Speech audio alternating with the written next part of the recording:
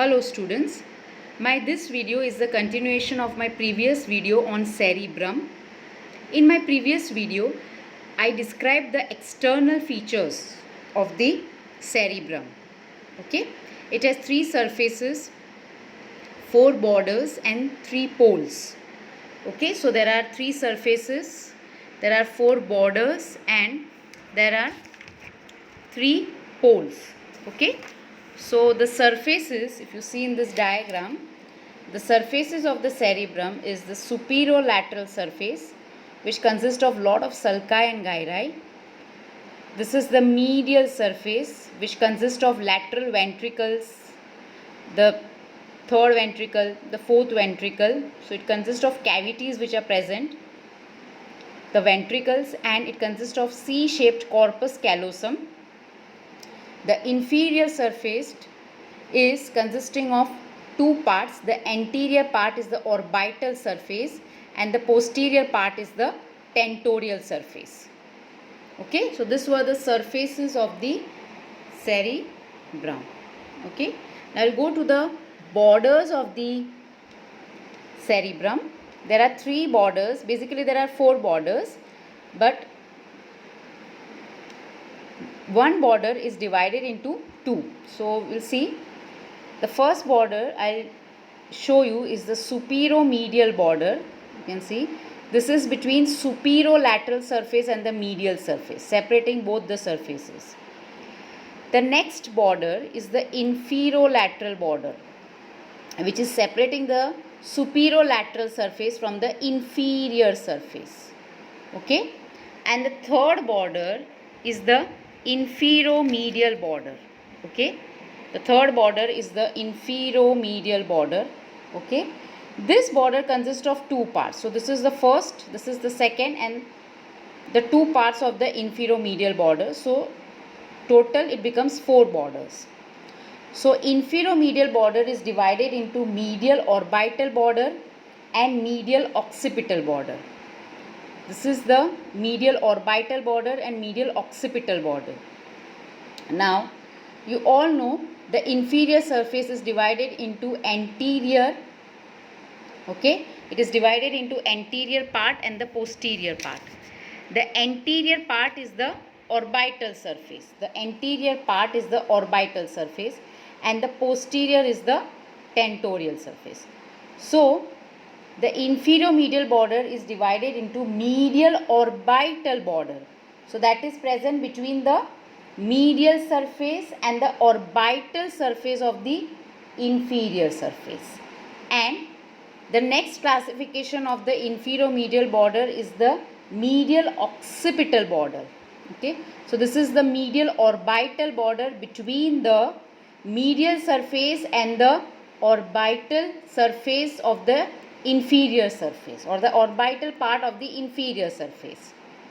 And inferomedial border, the next classification is medial occipital border, which is between the medial surface and the tentorial surface of the inferior surface. Okay, so these were the borders, and the next are the poles which are present. Okay, so the poles, this is the frontal lobe, this is the parietal lobe, this is the occipital lobe, and this is the temporal. So there are three poles which are present.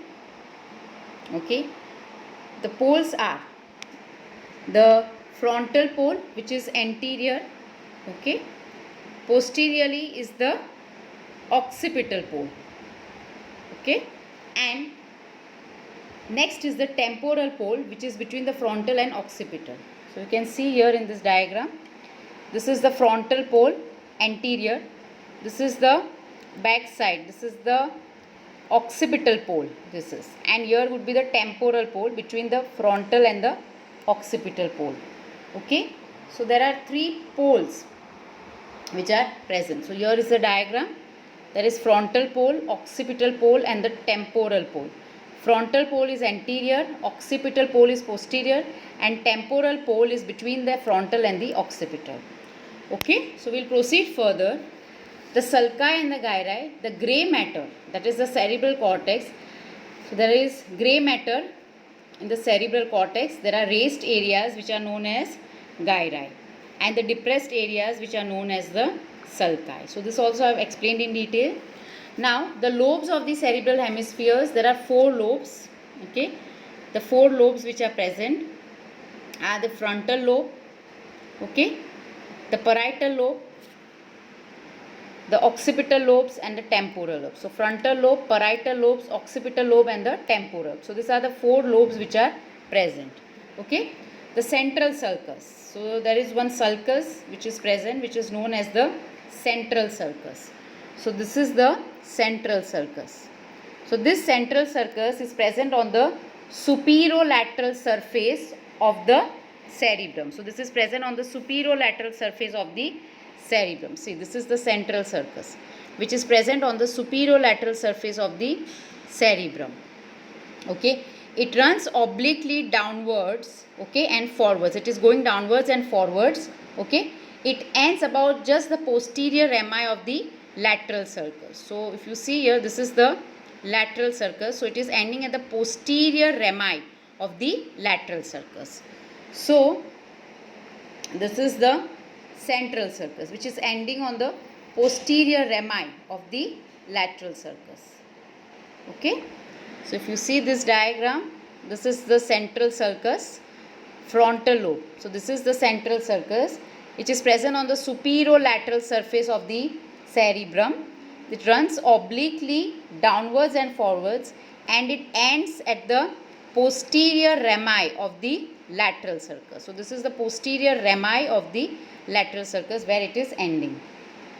It provides it divides the frontal from the parietal lobe. Okay, so this central sulcus is dividing the frontal lobe from the parietal lobe. This is the one sulcus, central sulcus. What is its description? It is present on the superolateral surface. It runs obliquely downwards and forwards, and it ends towards the posterior rami of the lateral sulcus. So here it is ending at the posterior rami of the lateral sulcus. Okay, and it divides the frontal lobe and the parietal lobe.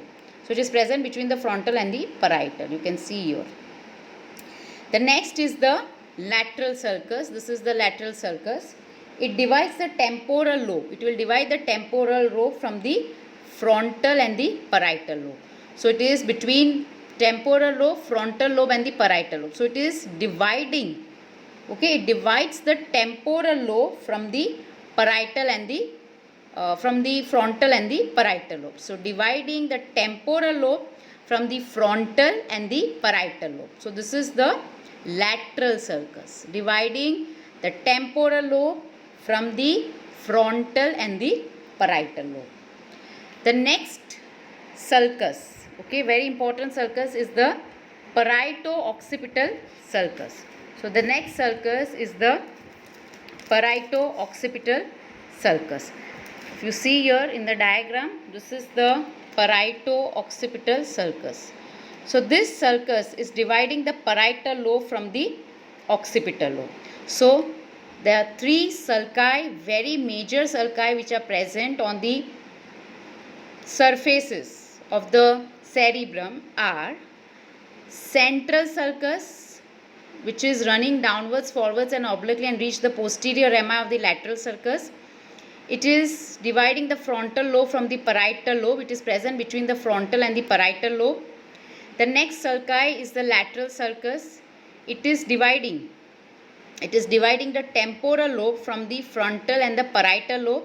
And the next is the parieto-occipital sulcus, which is separating the parietal lobe from the occipital lobe. Parieto-occipital, that is between parietal lobe and the occipital lobe. So these are the sulci which are very, very important part of the cerebrum. Okay, so we'll proceed further. The cerebrum, that is the cerebral hemispheres, okay, they are into 2 halves which are connected to each one. Okay, so I have told you this in my previous video also. This is the cerebral hemisphere, right and left, and they are connected to each other with the help of medial surface. It consists of corpus callosum and lateral ventricles. So they are separated by a deep longitudinal fissure. Okay, and it is divided into two half or two hemisphere, right and left. Okay. Now the dorsal view. Okay, the dorsal view. Now if we see other parts in the body, the dorsal view is basically the posterior view of any part. Okay, so dorsal view, so below the spinal cord, below the midbrain, the hindbrain, the dorsal view means the posterior part. Okay, but in the brain, the dorsal view means the superior surface of the brain. Okay, so the superior surface of the brain is the part of the brain which is facing the sun. Okay, so the upper part, superior surface, is the dorsal view of the brain. Okay, so that is the dorsal view. Please remember that. So the dorsal view is the upper or the superior view of the brain. So this is your dorsal view. Okay, so this is your dorsal view.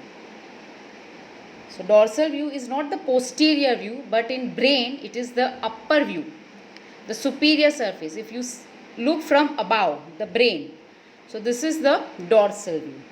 So dorsal view, as you all know, this consists of cerebral hemispheres and cerebral fissure. So there is one big longitudinal fissure which is separating the two cerebral hemispheres. Now this deep longitudinal fissure, it separates two cerebral hemisphere, which is known as cerebral fissure. So this deep longitudinal fissure, it is also known as cerebral fissure. This is also known as cerebral fissure. Okay. Now if you see the lateral view means we are basically talking about the medial surface. Okay. So if you see the lateral view, this is the medial surface of the cerebrum. So this is the lateral view, that is the medial surface of the cerebrum. So what does it consist of? In section, a C-shaped structure which is made up of transverse myelinated axon, which is known as corpus callosum. So this C-shaped structure which you can see here, okay, that C-shaped structure is the corpus callosum. So when you take the section of the brain, okay, so this is the view, this is the lateral view which is forming the medial surface. Okay, so this is the medial surface. Okay, this is the medial surface. This is the medial surface and this is the lateral view. Okay, so what does this view shows to us? Okay, it consists of, what does the lateral view consist of? Okay, it consists of the corpus callosum. Okay, it consists of corpus callosum. Now what is the corpus callosum? This is the corpus callosum. If you see here in this diagram, okay, if you see here, this is the corpus callosum, this part. Okay, so this corpus callosum is myelinated axons. Axons are the part of the nerve cells. So this is the axons which is known as corpus callosum, myelinated axon. It is a connection between two cerebral hemispheres, which I have already described you or explained you. This connection is characteristic feature of the mammals. So it's a connection between two cerebral hemispheres, the right and left cerebral hemisphere. The connection is present on the medial surface and that is the corpus callosum. This consists of myelinated axons and it's a characteristic feature of the mammals. Okay. From the top of the cerebral hemisphere, okay. So this is from the top of the cerebral hemisphere, we see a deep depression which is the cerebral fissure. From inside we cut, so we are cutting this and we see C-shaped connection which is corpus callosum. You understood? So from top above, that is the dorsal view, this is, we see the deep depression. Okay, so this deep depression is the cerebral fissure or the longitudinal fissure, and when from inside we open and from inside we cut, we completely cut and we see the C-shaped corpus callosum. Okay, so this is the C-shaped corpus callosum. Okay, here also one more, C-shaped corpus callosum. Okay, the outer surface of the cerebrum is thrown into folds. The outer surface of the cerebrum is thrown into folds, into ridges and furrows. This is to increase the surface area to accommodate more neurons. Okay, so why this is in this pattern? Why this brain is present in this pattern? You see, it is in lot of folds. There are a lot of folds which are present. Okay, why this? Because this is to increase the surface area of the brain, so lot of neurons get accommodated. So why this arrangement of brain into folds, into sulci and gyri? To increase the accommodation of neurons in the brain. Okay, now the bulges are the gyri and the compression or depressions are the sulci. Okay, the outer part of the cerebrum is called the cerebral cortex and inner part is the medulla. In case of brain, the outer cortex is grey matter and the inner part is the white matter. So as you know, in the kidneys also you have outer cortex and inner medulla.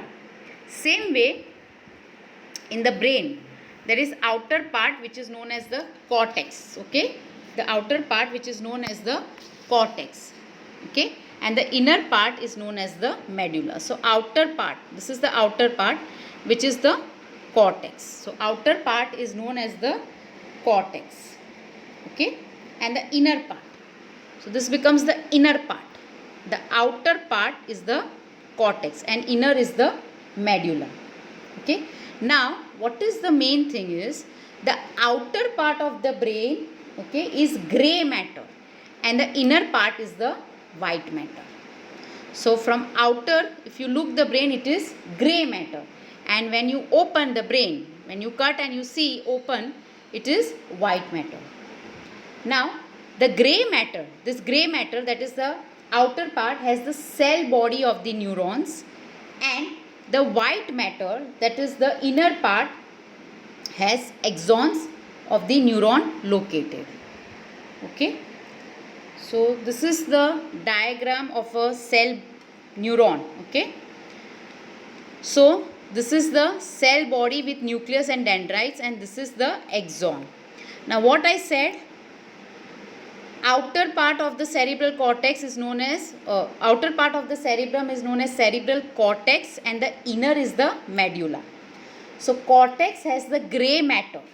Okay, and this grey matter is made up of only the cell body with nucleus. So grey matter has only the cell body, and white matter, okay, is the inner part which is present in the medulla, and this consists of axons. Clear? So grey matter has the cell body and white matter has the axons with the myelin sheath. Please remember this. Okay, so cerebrum, outer part is cerebral cortex, inner part is cerebral medulla. The outer cortex is grey matter and inner part is white matter. The outer grey matter has only cell body with the nucleus, and inner white matter has axons with the myelin sheath. Okay, the surface of the cerebral hemisphere not smooth, there are ridges and furrows. Okay, each cerebral hemisphere is divided into 4 lobes because of deep depression known as sulci. Okay, so it is divided into 4 lobes. Okay, so there are 4 lobes which are present in the cerebrum. This I have already talked. There is frontal lobe, the parietal lobe, the temporal lobe and the occipital lobe. Lobe in front is the frontal lobe. Okay, lobe in the back is the parietal lobe. Okay, now the depression gets deeper. The central fissure separates the frontal lobe and the parietal lobe. This also I have explained. This is the central sulcus which separates the frontal lobe from the parietal lobe. Okay, there is presence of parieto-occipital fissure or sulci which will separate the parietal lobe from the occipital lobe. Okay, so there is parieto-occipital fissure also. Okay, So same thing, central sulcus dividing the dividing frontal lobe from the parietal lobe, parieto-occipital sulcus dividing the parietal lobe from the occipital lobe, and the lateral sulcus which is dividing the frontal and the parietal lobe from the temporal lobe. Okay, so this is the same thing. Parieto-occipital fissure separates the parietal lobe and the occipital lobe. Lateral fissure separates from the parietal lobe from the temporal lobe. Okay. Now this cerebral hemisphere, the outer part is cerebral cortex, which is made up of cell body, which is known as grey matter. So outer cortex is grey matter and consists of only cell body of the neurons. The inner part is cerebral medulla, which is made up of white matter and has axon and myelinated sheet. Okay, so this also I have described. Okay, the roof of the cerebrum is known as pallium. The roof of the cerebrum is known as pallium, which is sulci and gyri. So if you see this, the roof of the cerebrum. Okay, this is the roof of the cerebrum. The roof. Okay, that is known as pallium, which is also known as pallium. Okay, and it consists of sulci and gyri. So it consists of sulci and gyri. So this is the roof of the cerebrum, and it consists of sulci and gyri. Okay, the floor is known as corpus striatum. Okay, the floor is known as corpus striatum. So if you see, the roof of the cerebrum is known as pallium. This is the roof, and this is the floor. So floor is known as corpus striatum. This corpus striatum consists of two nucleus, the caudate nucleus and the lentiform nucleus. Okay, so the roof of the cerebrum is known as pallium. Okay, and the floor is known as corpus striatum. So this is the corpus striatum. Okay, is a nucleus in the subcostal basal ganglia of the forebrain. Okay, so I have shown you the two nucleus. This corpus striatum is a nucleus, a cluster of neurons in the subcortical basal ganglia of the forebrain. So the roof of the cerebrum is known as pallium. The roof is known as pallium, and the floor of the cerebral hemisphere is known as corpus striatum. Okay, so this is the diagram. The roof is known as pallium and the floor is known as corpus striatum, which consists of two nuclei, the caudate nucleus and the lentiform nucleus. Okay, the cerebral hemispheres are hollow and they have cavities which are known as ventricles. So there are presence of ventricles in the cerebral hemisphere, which I have already explained you. Okay, about the ventricles also.